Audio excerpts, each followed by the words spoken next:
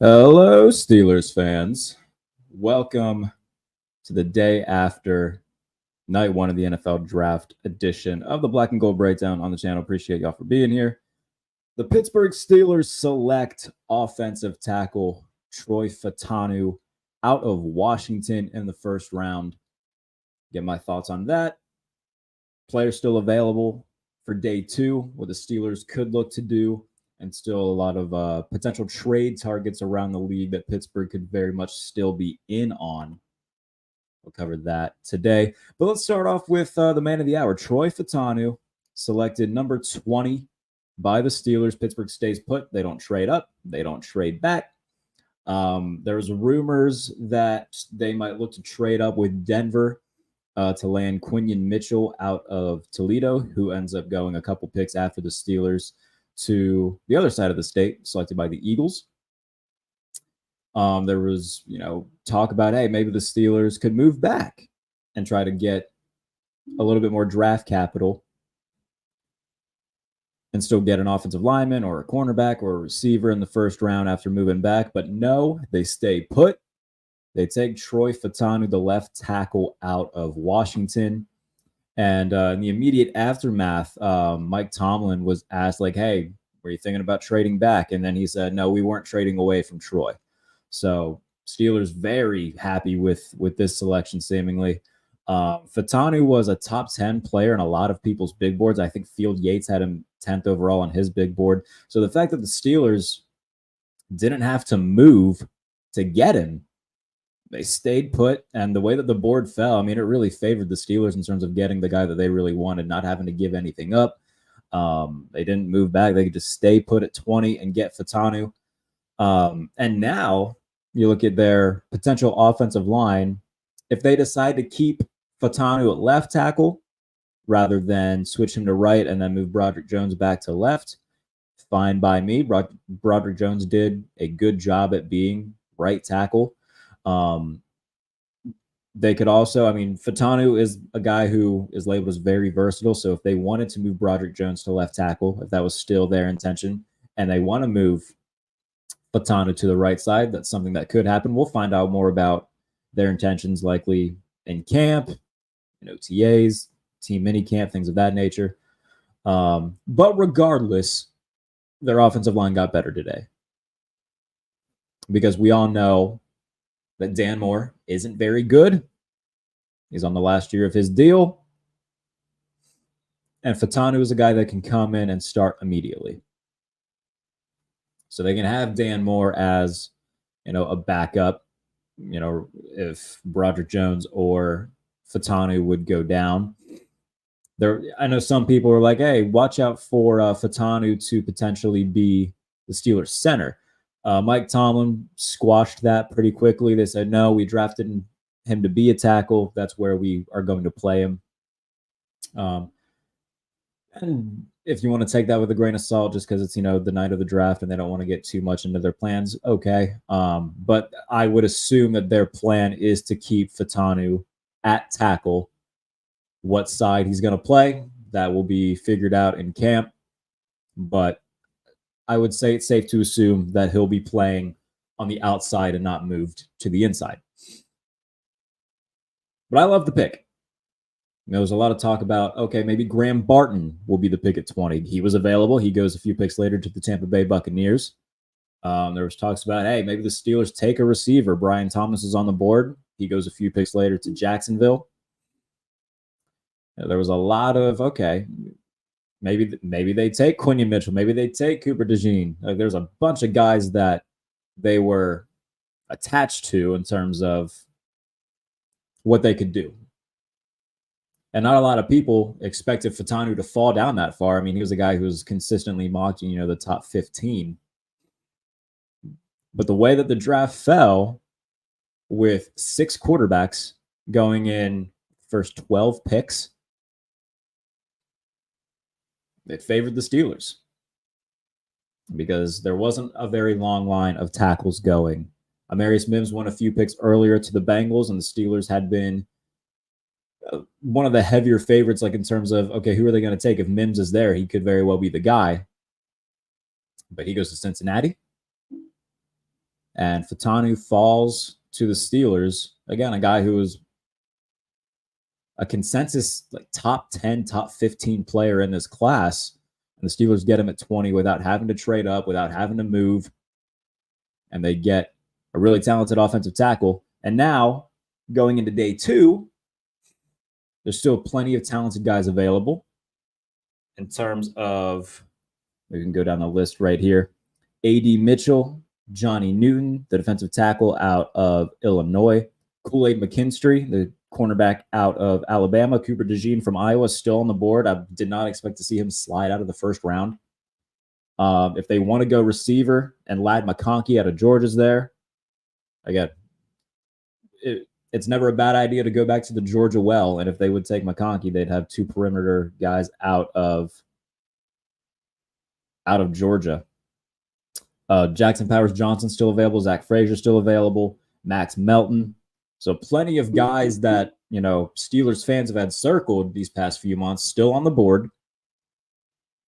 And not only that, some players around the league that can be acquired via trade are still very much at large. And when we look at the San Francisco 49ers, they did something very telling last night by taking wide receiver Ricky Pearsall in the first round, which was a very surprising pick to me. But that tells me, and just about everybody else, oh, okay, they're moving one of their receivers. Now, Mike Silver is reporting, Mike Silver covers the San Francisco 49ers, that it's more likely to be Deebo Samuel that gets traded than Brandon Ayuk. Brandon Ayuk's a better receiver than Deebo Samuel. I will say this, though, and my friend Eric Crocker, who the host of the Locked On 49ers podcast, made a good point where Brandon Ayuk is the better receiver, but in terms of what the 49ers offense does, which is really lean into the run game and whatnot, Deebo Samuel is harder to replace because of his versatility in the run game as well as playing receiver.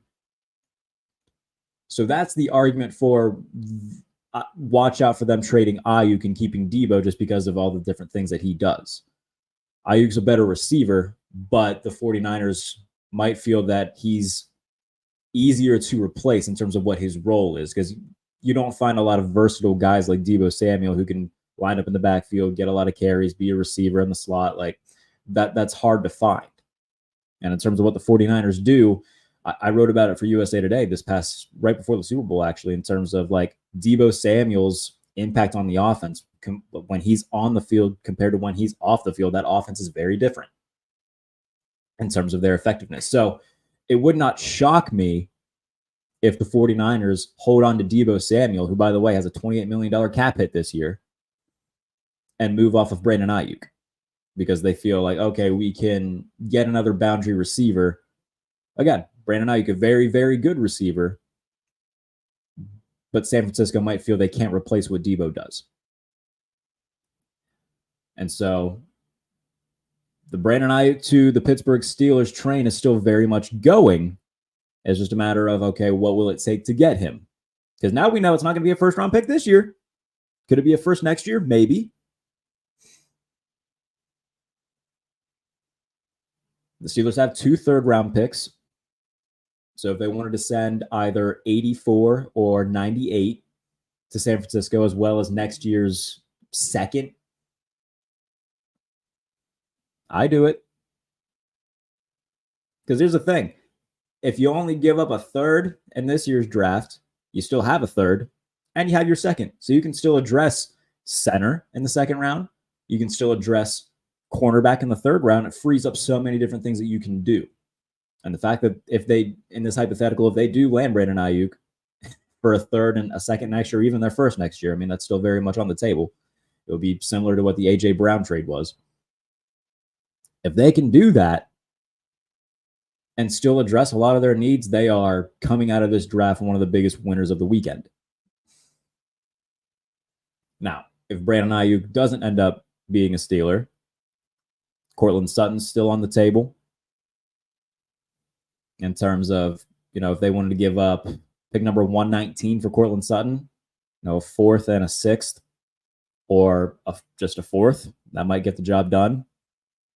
Or a fourth and a seventh next year. I don't know what the compensation would be, but it would be less than what you'd have to give up for Brandon Ayuk. But if the Steelers can acquire Ayuk for just a third this year and then a draft pick next year, absolutely you do that. Absolutely, without hesitating. And having those 2 third-round picks, I mean, especially, like, let's say that they trade 98. They basically flipped Kenny Pickett for Brandon Ayuk. And how funny would that be? How great would that be? So that's something to keep an eye on. Deebo Samuel as well. And I think, especially in the run-heavy offense that the Steelers are going to have, Deebo Samuel would fit in with that offense. And the Steelers, when calling about Brandon Ayuk, reportedly also asked about Deebo Samuel. So, I mean, there's interest there. And by the way, I wouldn't be mad if they get Deebo Samuel. That's a lot of money to take on this year. But the Steelers can afford to do it because they're paying, 3 coconuts for their quarterback room right now. So they got the money to do it. And next year, they're going to have a ton of cap space. So I'm not worried about that. I'm not worried about the money for Ayuk. I'm not worried about the money for Deebo because they're going to have a ton of money to work with next year. Quentin Chandler tuning in. What's up, buddy? I'm not mad at Sutton, though. Hey, I wouldn't be mad either. And him and Russ have a really good relationship. I was told that the Steelers were one of the teams that reached out to Denver and inquired about Courtland Sutton. And again, they didn't free up the cap space for nothing. Because remember, they restructured Alex Highsmith's deal to free up $7 million in cap space. That takes them to a little bit over $18 million in available cap space right now. They didn't do that for nothing. Not the day before the NFL draft. Like, the timing of that tells me they are going to make a move. Whether that's Ayuk, whether it's Sutton, whether it's Deebo. But if I had to bet money, one of those 3 will be a Steeler by the end of the weekend. I just don't know which one. But I would bet a lot of money either Brandon Ayuk, Courtland Sutton, or Deebo Samuel. One of those 3 will be a Steeler by the time the NFL draft is over. That's something to keep an eye on. But I wouldn't be mad at Courtland Sutton being a Steeler either. I mean, that's a guy who has dealt with a lot of bad quarterback play over his career. But last year, once him and Russ found a little bit of a chemistry, he had a career high in touchdown receptions. He had 10 touchdowns last year. So a guy that he likes, and Russ, they have a really good relationship. Bringing him over, already built-in chemistry there. That can be more so your, underneath receiver. He's also, very good in the deep passing game, but George Pickens is still going to be your number 2, while Courtland Sutton would be your number 1. So I wouldn't be mad at Courtland Sutton becoming a Steeler either. I think that would be perfectly fine. But again, I would bet one of Brandon Ayuk, Deebo Samuel, or Courtland Sutton will be a Steeler by weekend's end. That's just my thoughts. But in terms of the guys that they have left, or the guys that are still available, I would assume today they're going to draft a center. So watch out for, if Zach Frazier's there at 51, take him. If Jackson Powers Johnson slides to 51, that's obviously very much on the board. And if they keep both of their 3rd-round picks, one of them will be used on a receiver. We know that they did a lot of extensive work on Malachi Corley. That would be fun. And then in terms of if they take a cornerback, I mean, guys who are going to be available around that time, someone like a Kalen Carson out of Wake Forest. If Renardo Green out of Florida State is still there, if Max Melton is still there, but I think he's probably going to go late 2nd. But then again, there are a lot of guys that we expected to go in the 1st round that didn't. So we'll just have to see how that cookie crumbles.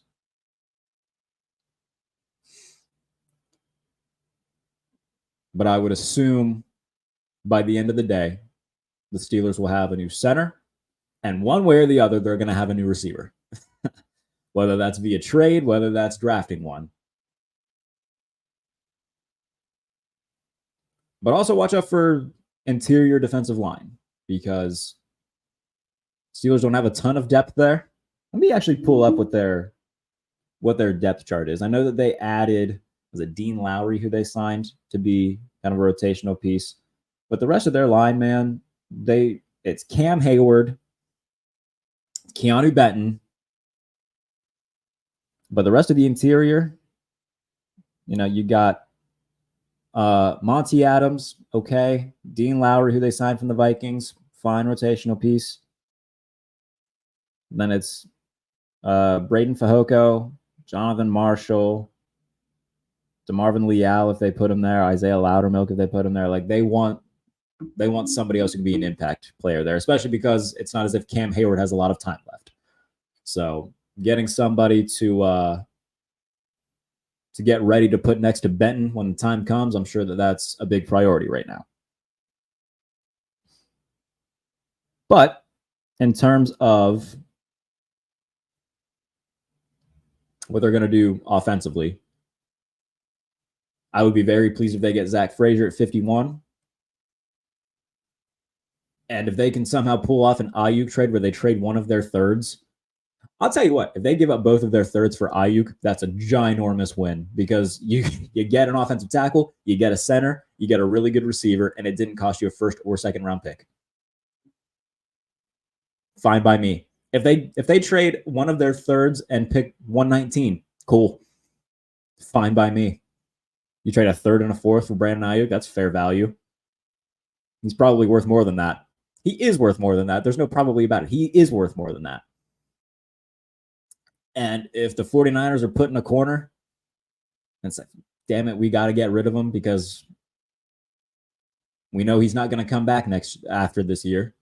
We know we can't pay him. Got to move him. And if Pittsburgh can pull off a trade where, again, if they give up both thirds, okay. You didn't give up a first or a second for him, and you addressed your offensive line, perfect. I'm fine with that. If they give up a third and a fourth, great. Whatever the trade ends up being. Now, there's going to be other teams in the mix for an Ayuk or a Debo. I think New England is a team to watch for both of them. I think the Colts are a team to watch for both of them. Two teams with young quarterbacks. I think that the Commanders could be a frisky play. I think the Jaguars could be a frisky play still. So I think that there's going to be plenty of teams who are vying for him. Quentin, call me crazy, but I'd love Sanders still. Oh, Mike Sanders still would be a good pick. I would like that a lot. He talked to Mitch Kaiser of PFF in a recent article, and he named the Steelers as one team that he would like to play for, and he said he'd like to create a no-fly zone with Joey Porter Jr. So I'm cool with that. I think that would be really good. And then Bortolini, that's the center out of Wisconsin in the 4th round. Either way, they're getting a center at some point. If it came down to Mike Sanders still or Zach Frazier, that's a real conversation that they'd have to have. I'd be fine with either of them. If they feel comfortable with a Cedric Van Pran or was it Tyler Bortolini out of Wisconsin and feel like they can get him later on, then they do it. But Sanders still, you draft him, there's your nickel. He can be very good in that spot. And I would be totally okay with a Joey Porter, Dante Jackson, and then Sanders still in the nickel. That's good. And then you got Darius Rush and Corey Trice behind them. Hopefully one of those can turn into a starting caliber corner opposite of Porter. But I would like that a lot. I'd like that a lot. But again, they're going to have their selection of guys. And if it's Mike Sanders still in the 2nd round, I'm not going to be angry. I think that's going to be a great pick. Like if they do something like that, where they go Sanders still, trade both their thirds for Brandon Ayuk, and then get a Bortolini out of Wisconsin, cool. That's pretty damn good. Or if they take a Cedric Van Pran, I like that. I like that a lot. So I'm looking forward to seeing what they do today. And again, if you're watching on YouTube or Twitter, feel free to drop any comments or questions. Before we get on out of here, I'll try to keep this below a half hour. I know yesterday we did a stream that was like an hour. So we'll try to keep this one a little bit shorter. And then tomorrow I'll talk about the day 2 picks, depending on when all my writing stuff gets done. I'll take a minute to plug all that. Go follow all the written content over at behindthesteelcurtain.com. Our staff has worked night and day over the past few days to get all the draft content that you could want. So if you're a Steelers fan and you want more content, go over to behindthesteelcurtain.com. If you want more content from me, I did my winners and losers of night 1 for USA Today. I also did the podcast version of that on the Pump Fake, so you can watch that on this channel. You can listen to it wherever you get your podcasts. Like and subscribe to the channel if you haven't already. It would mean a lot to me. Helps out the channel a bunch. If you like this type of content, whether it be Steelers stuff, NFL stuff, I do at least during the offseason, we're going to do at least one Steelers show a week. We're going to do one episode of the Pump Fake a week. Bunch of clips that will appear on the channel as well from both of those shows. And then once we're in season, 2 episodes of the Pump Fake per week, 2 Steelers streams per week as well. So all the content you can want, like, subscribe, do all that fun YouTube stuff would mean a lot to me. But again, if you got any sort of NFL related questions or Steelers related questions, drop them in the chat. I know this is the Steelers show, but if you have, any comments that you want to make on any other draft picks, any other teams that might pertain to Pittsburgh or just in general, by all means, I'll stay on for another 10 minutes or so and take them. But Pittsburgh is, if I had to guess what they do, by the end of today, they'll have a new center, they'll have a new receiver, they'll have a new cornerback. How they go about getting them, I don't know. I think they'll be drafting the center and the corner. I think that there will be a trade. And maybe I'm just holding on to a dream that it's Brandon Ayuk, but I'm not ruling that out of the equation. And again, just a quick rundown of guys that are still available. You got guys like a Cooper DeJean, a Johnny Newton, Ladd McConkey, A.D. Mitchell, Jackson Powers-Johnson, Zach Frazier, Max Melton, Mike Sanders still. Plenty of talent still on the board. And looking forward to seeing what the Steelers do. I'll tell you one thing. Sticking in the AFC North for a minute, I would rather enjoy, not even rather enjoy, I was rather surprised by the Ravens taking Nate Wiggins, the cornerback, out of Clemson. I thought that they would go receiver. You had an AD, had a Ladd McConkey still on the board. That surprised me a little bit. I know that they have Zay Flowers. I'm not a Rashad Bateman guy. I used to be. I had a lot of high hopes for him coming out of the draft. He hasn't done anything to pan out or say that he's going to pan out. They just extended him for whatever reason, probably just spread some money out, but I didn't understand that pick. Nate Wiggins, good cornerback. I think he'll be good. And if there's anything that the Ravens have shown, it's that they can develop defensive backs. Kyle Hamilton, Marlon Humphrey. They got a good collection there.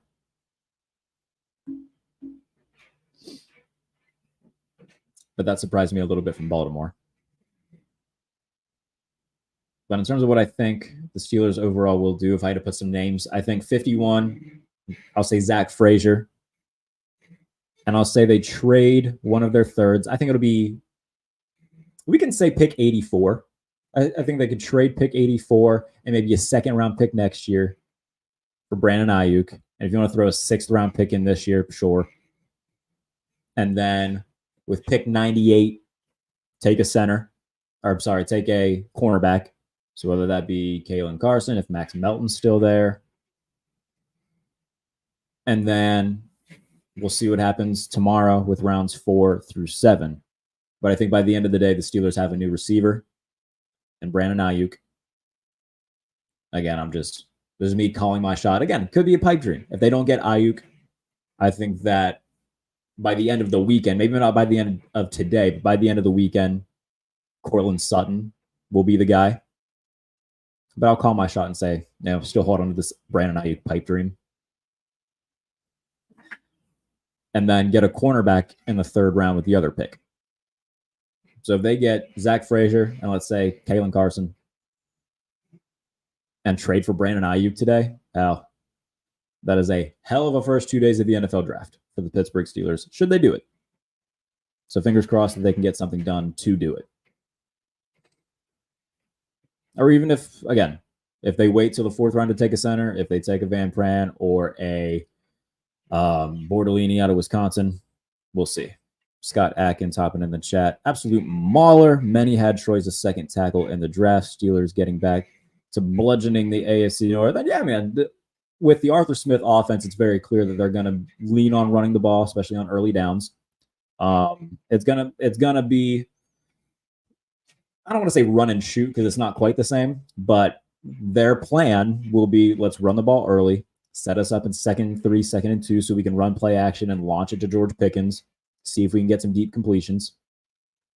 That's what they're going to live and die by, is run game early, set up play action, and let Russ and or Justin Fields chuck it a few times a game. And getting a guy like Fautanu, wherever they line him up, if they keep him at left, or if they move him to right and then switch Broderick Jones back to left, I love the pick. So I'm excited that they didn't have to move to get him. They keep all their picks intact. I think that one of the more better case scenarios for the night for the Steelers is how the board fell for them. They get Fautanu. Love the pick. So I'm very excited about it. And of course, all the stuff coming out, he grew up a Steelers fan and all that. So that's also very nice. Very, very excited to have Troy Fautanu as a Steeler. I think it'll be a very good pick. And then again, it just depends what they decide to do in the rest of the draft. And I'm not ruling out a trade. I think one way or the other, they make a receiver trade. And hell, just because they make a receiver trade doesn't mean they're not going to draft one. Like if they really like Malachi Corley, I could see them drafting Malachi Corley and trading for Cortland Sutton. Or if they think that they can get Deebo Samuel, why not do it? Get Malachi Corley and Deebo Samuel, that would be fun. Then, hell, George Pickens and Malachi Corley on the outside with Deebo in the slot. I might talk myself into that. And plus, you can put Deebo in the backfield, do a bunch of crazy formation stuff with that.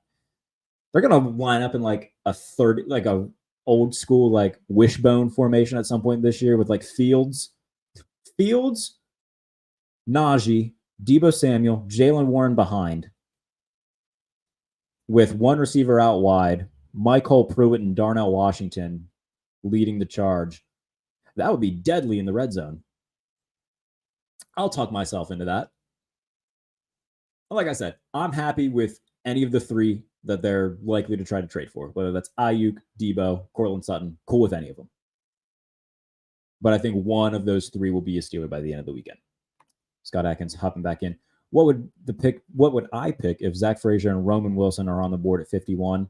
Steelers need both, but Frazier is a desperate need. I would love to get a slot corner as well. I would take Zach Frazier in that situation because, like I said, I think they're going to make some sort of move for a receiver that's already in the league. I'm still holding on to the Brandon Ayuk dream a little bit. Cortland Sutton wouldn't surprise me at all. Deebo would surprise me a little bit. But I think all 3 of them are very much in play for the Steelers at some point. But if you're asking me to choose Zach Frazier or Roman Wilson, I'm taking Zach Frazier. Very much so. Especially at 51. Like if they can stay put again and get a really good offensive lineman, take him. That's fine. That's a perfect pick. Now again, they can still get a guy like a Malachi Corley in the 3rd round, which is fine. I like Malachi Corley a lot. He was one of my dudes coming into the Senior Bowl. He had a really nice week in Mobile. If they wanted to try to get a Jamari Thrash out of Louisville in the 3rd round, I think that's a name to watch for. Going to be plenty of receivers still at that spot that they can get. And you threw in slot corner. If Mike Sanders there at 51, that would be the harder question. Like, would I rather have Zach Frazier or Mike Sanders still? Ugh. I might say Sanders still just because I think that Cedric Van Pran will be a good center. I think that Bordolini out of Wisconsin will be a good center. So if they can get one of those and Sanders still, I would take that. But I'm excited for what the day is going to bring. Excited for what's going to happen. And again, if you have not already, please do like and subscribe to the channel. It makes my little heart grow 3 sizes too big. And just a content update. If you're new to the channel, throughout the rest of the offseason, do 1 Steelers stream a week. and then one edition of the Pump Fake a week. And as it pertains to the Pump Fake, you can watch those here, or you can listen to those wherever you get your podcasts. So if you're on the go today and you want to listen to my winners and losers from night one in the NFL draft, that's available Spotify, Apple Podcasts, wherever you listen. And then in terms of the Black and Gold Breakdown, which is what you're watching right now, that's YouTube only. So you can watch that once a week here. And then once we get in season, 2 episodes of the Pump Fake per week, 2 episodes of Black and Gold Breakdown, plus clips from the show that I'll post on the channel. So all the content that you can want NFL-wise and Steelers-wise right here. Please like, subscribe, do all that fun YouTube stuff. It means a lot to me. Scott Atkins, chopping back in. Sutton is more likely because of the price, and he is ready-made solid number 2. I think he would be the number 1, honestly. I think that some Steelers fans overrate George Pickens a little bit because I don't think he's a number 1 receiver. I think he's a damn good number 2. But he's not a guy who's known for his route tree. He's not someone who's known for creating natural separation. He's very good at what he does, and that is win 50-50 balls downfield, and if they move him into the slot, catch a slant or a drag and get yards after the catch. But he has like 4 routes that the Steelers utilize him for, and that's a go ball, a slant, a drag, and an out. They don't really need him to do anything else. So if Sutton does come in, I think that he's kind of 1A and Pickens is 1B. And again, they created a hole by trading Deontay Johnson, who's a very good route runner and very good at creating natural separation, but there was some internal division.